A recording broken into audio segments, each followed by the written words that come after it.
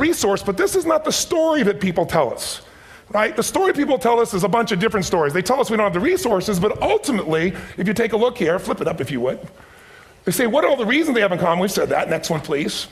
He's broken my pattern, that son of a bitch. But I appreciated the energy, I'll tell you that. What determines your resources? We've said decisions shape destiny, which is my focus here.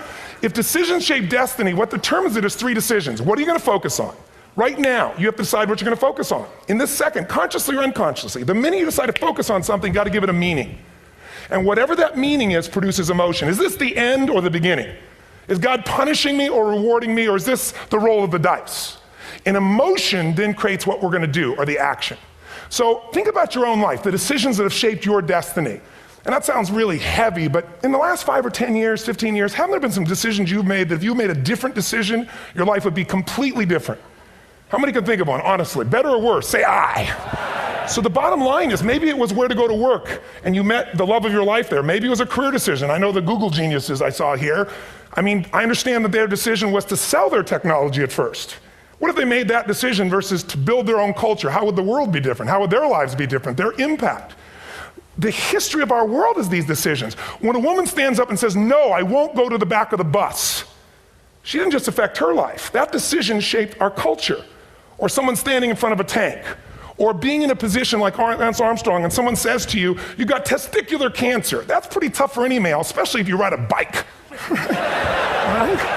You got it in your brain, you got it in your lungs. But what was his decision of what to focus on? Different than most people. What did it mean? It wasn't the end, it was the beginning. What am I going to do? He goes off and wins 7 championships he never won once before the cancer because he got emotional fitness, psychological strength.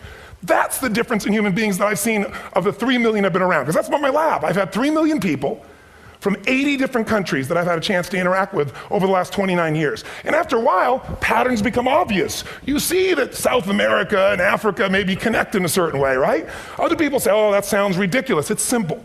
So what shaped Lance, what shapes you? 2 invisible forces, very quickly. 1, state. We all have had times. Have you had a time you did something and after you did it, you thought to yourself, I can't believe I said that. I can't believe I did that. That was so stupid. Who's been there? Say aye.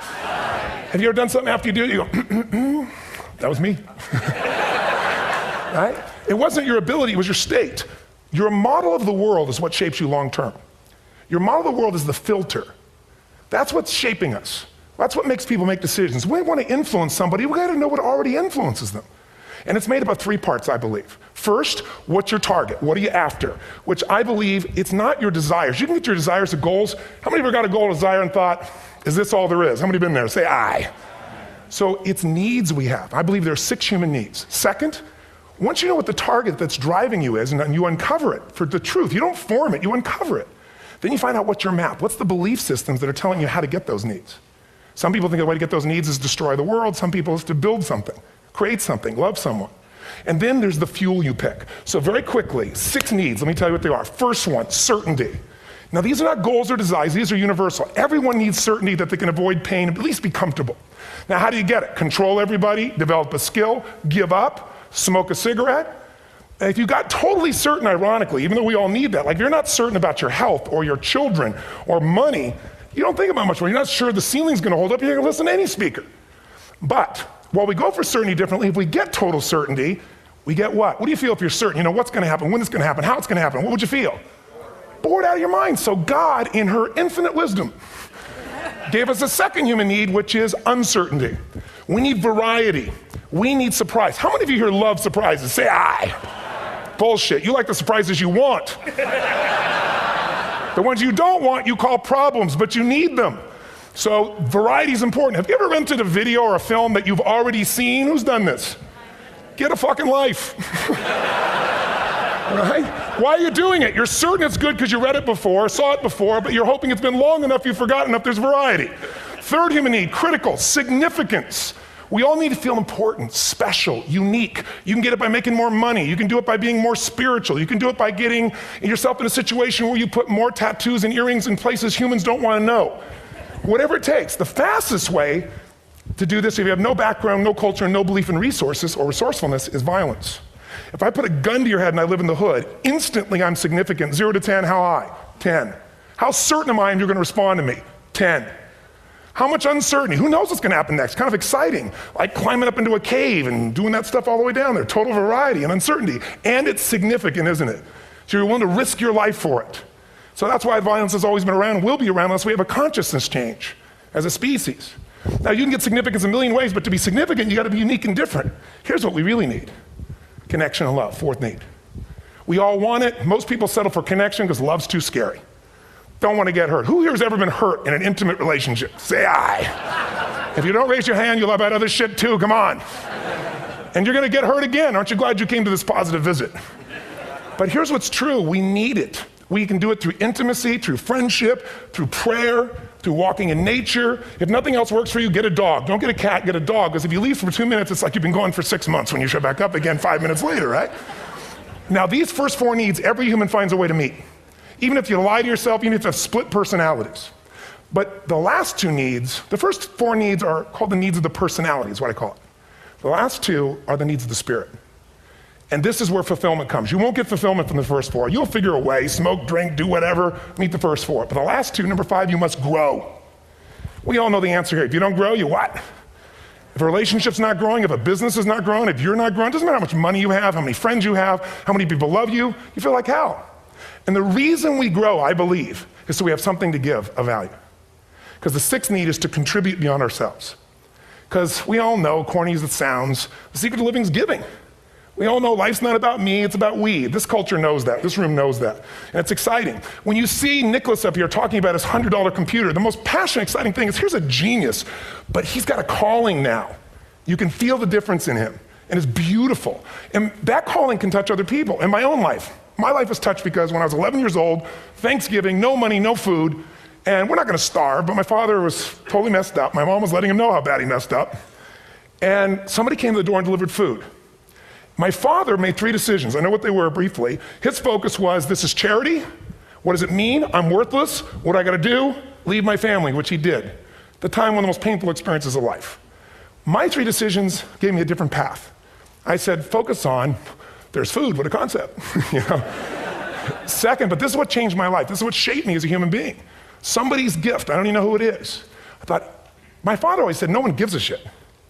And all of a sudden, somebody I don't know, they're not asking for it, this is giving our family food, looking out for us. It made me believe this. What does it mean? That strangers care. And what that made me decide is if strangers care about me and my family, I care about them. What am I gonna do? I'm gonna do something to make a difference. So when I was 17, I went out one day on Thanksgiving, it was my target for years, have enough money to feed 2 families. Most fun thing I ever did in my life, most moving. Then next year I did 4, and I didn't tell anybody what I was doing. Next year, 8. I wasn't doing it for brownie points, but after 8, I thought, shit, I could use some help. So sure enough, I went out, and what did I do? I got my friends involved, and I grew companies, and then I got 11 companies, and I built a foundation. Now, 18 years later, I'm proud to tell you, last year we fed 2 million people in 35 countries through our foundation, all during the holidays, Thanksgiving, Christmas, in all the different countries around the world. It's been fantastic. Thank you. So I don't tell you that to brag, I tell you because I'm proud of human beings because they get excited to contribute once they've had the chance to experience it, not talk about it. So finally, and I'm about out of time, the target that shapes you, here's what's different about people. We have the same needs, but are you a certainty freak? Is that what you value most, or uncertainty? This man here couldn't be a certainty freak if he climbed through those caves. Are you driven by significance or love? We all need all 6, but whatever your lead system is tilts you in a different direction. And as you move in a direction, you have a destination or destiny. The second piece is the map. Think of that as the operating system tells you how to get there. And some people's map is, I'm gonna save lives even if I die for other people, and they're a fireman, somebody else says, I'm gonna kill people to do it. They're trying to meet the same needs of significance, right? They want to honor God or honor their family, but they have a different map. And there are 7 different beliefs. I can't go through them because I'm done. The last piece is emotion. I say one of the parts of the map is like time.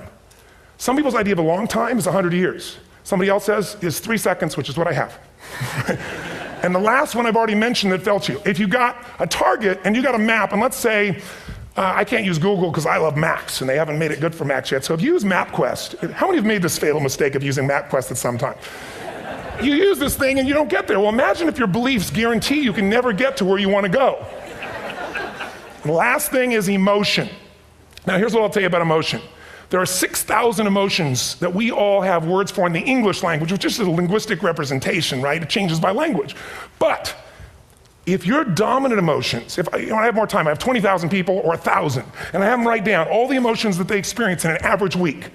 And I give them as long as they need. And on one side, they write empowering emotions, the other is disempowering. Guess how many emotions people experience? Less than 12. And half of those make them feel like shit. So they got 5 or 6 good frickin' feelings, right? It's like they feel happy, happy, excited, oh shit, frustrated, overwhelmed, depressed. How many of you know somebody who no matter what happens finds a way to get pissed off? How many know somebody like this? Or no matter what happens, they find a way to be happy or excited. How many know somebody like this? Come on. When 9/11 happened, and I'll finish with this, I was in Hawaii. I was with 2,000 people from 45 countries. We were translating 4 languages simultaneously for a program that I was conducting for a week. The night before was called Emotional Mastery. I got up, had no plan for this, and I said, we had all this fireworks, I do crazy shit, fun stuff. And then at the end I stopped, and I had this plan I was gonna say, but I never do what I'm gonna say. And all of a sudden I said, when do people really start to live? When they face death. And then I went through this whole thing about if you were gonna get off this island, if 9 days from now you were gonna die, who would you call, what would you say, what would you do? One woman, well that night is when 9/11 happened. One woman had come to the seminar, and when she came there, her previous boyfriend had been kidnapped and murdered. Her friend, or her new boyfriend, wanted to marry her, and she said no. He said, if you leave and go to that Hawaii thing, it's over with us. She said, it's over. When I finished that night, she called him and left a message, true story, at the top of the World Trade Center where he worked, saying, honey, I love you. I just want you to know, I want to marry you. It was stupid of me. She was asleep, because it was 3 a.m. for us, when he called her back from the top and said, honey, I can't tell you what this means. He said, I don't know how to tell you this, but you give me the greatest gift, because I'm going to die. And she played the recording for us in the room. She was on Larry King later. And he said, you're probably wondering how on earth this could happen to you twice. And he said, all I can say to you is, this must be God's message to you, honey. From now on, every day, give your all, love your all. Don't let anything ever stop you. She finishes, and a man stands up and he says, I'm from Pakistan, I'm a Muslim. I'd love to hold your hand and say I'm sorry, but frankly, this is retribution. I can't tell you the rest because I'm out of time.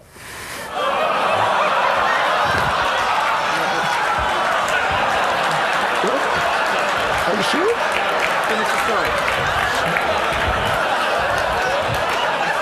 10 seconds.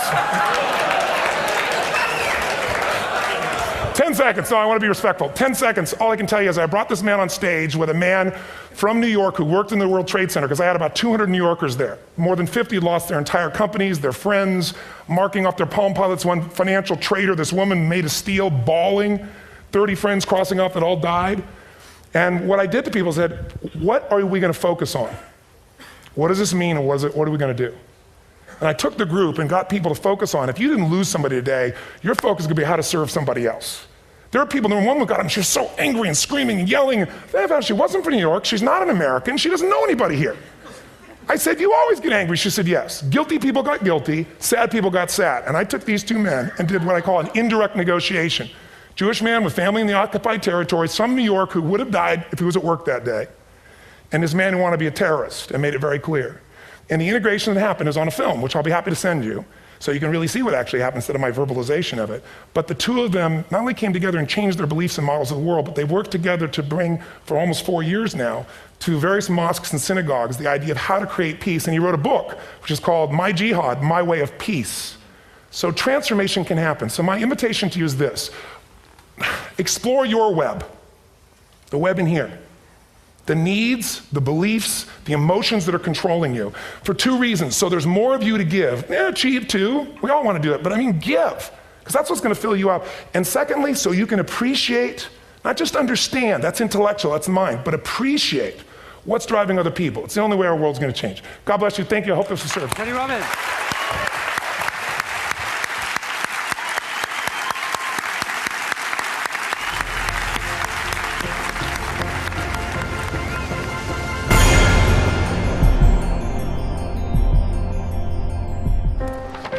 What if great ideas weren't cherished? What if they carried no importance? Or held no value?